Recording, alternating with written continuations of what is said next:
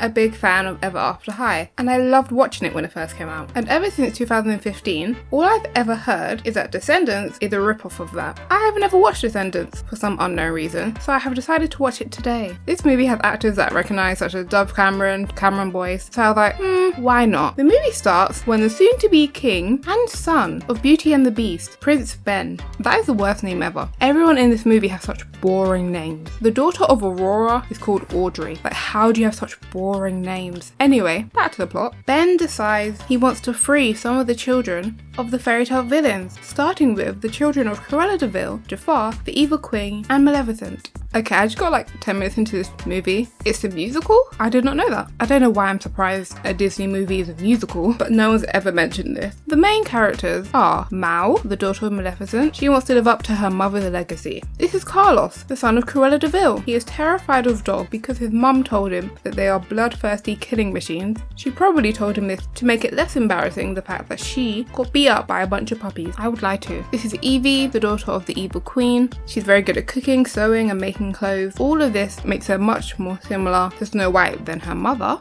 The only similarity she has with her mother is she has a miniature mirror. And then this is Jay, the son of Jafar. He is athletic. There is truly nothing else to say about him. Hopefully he's more interesting in the other two movies, but in this one, if he wasn't on screen, I forgot he was in the movie. Until I was halfway through this movie, I thought these two men were the same person, and I was really confused at the personality switch, and I thought it was a reference to the fact that his dad was the beast and he can go between human and beast. I thought the reference. No, these are two different men. They need a hat or something. For the majority of this movie, the evil kids are trying to get the fairy godmother's wand so that they can free their parent, but they slowly start to get sucked into the non-evil world. Carlos gets over his fear of dogs and then walks around with a dog for the majority of the movie. I don't know whose dog it is. They said it's the school mascot, but it must have a carer. Jay joins the knockoff football team and befriends the coach, and Evie over here is in her gold digging era trying to date the second prince. I think his name was Chad. Again, these names are boring. The only one that was truly dedicated to the mission was Mal. She even gives the prince a cookie with a love potion in it. Considering villains have a history of poisoning people in fairy tales, he got off easy, in my opinion. Also, why did no one in this movie find it weird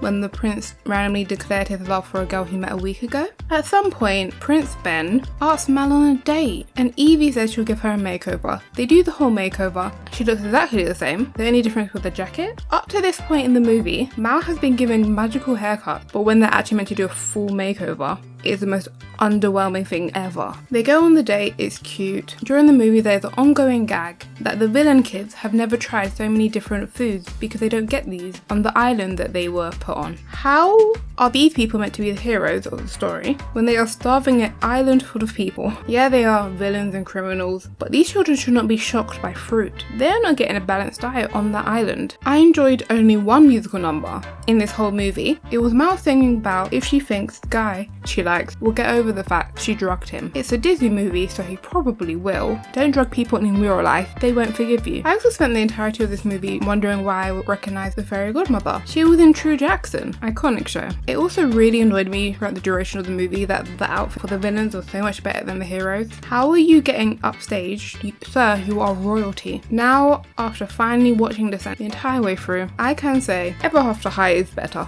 The two franchises aren't that similar. They are both about kids or fairy tale villains choosing their own destinies. Way more memorable characters with more assertive personalities. Whereas in Descendants, the only memorable characters are Mal and Evie. If they removed Jay from the movie, there would be no difference. At least Carlos was there for comedic relief. Jay was there because they needed a fourth person? I don't know. The story of Descendants was predictable, and yes, this is a kids film, but kids are not stupid. From the first 10 minutes, you could guess how this was going to end. It did not need to be however long it was. An hour would have sufficed. I was trying really hard whilst watching this not to judge the aesthetics of the show too much, because I'm aware costumes for live actions are way more expensive, and it has it, but could they not even get a cheap metal crown? At his coronation, they gave him a clearly plastic crown. That is embarrassing. There's a shocking twist at the end of the movie. The one who releases the villains from the Lost Island is the fairy godmother's daughter, because she wants to use her mother's wand to make herself beautiful.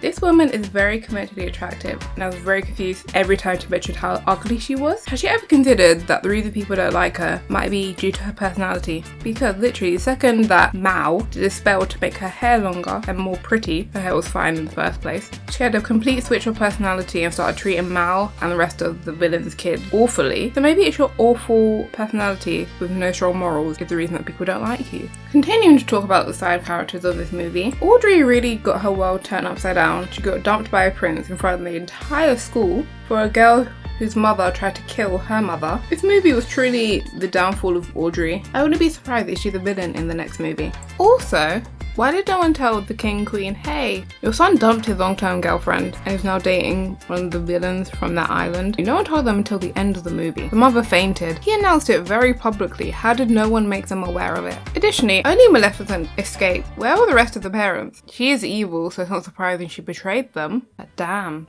I would also like to talk about the quality of this show, because as I mentioned, yeah, it's a Disney movie. Disney is $1 million corporation. Some of the CGI is terrible. I'm pretty sure they spent it all on the dragon at the end. Overall, Descendants was a fine movie. The second half was way better than the first. At least their costumes were kind of cool. That is all for this video. Thank you for watching. Leave a like. Bye!